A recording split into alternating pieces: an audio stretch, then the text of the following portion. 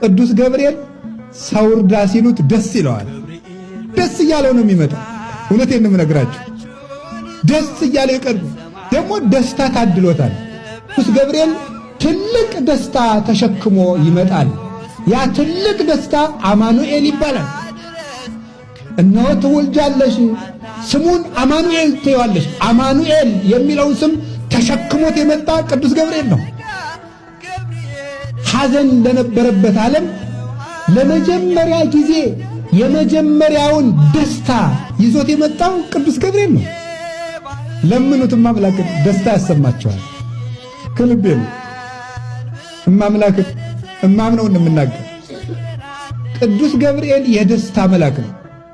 መልአከ ሰላም ነው ቅዱስ ገብርኤል። አትፍሩ የሚል ፍርሃት የሚያርቅ መልአክ ነው። ዘካርያስ አትፍራ አለው። ፍርሃት ያርቃል፣ የተቋጠረ ይፈታል።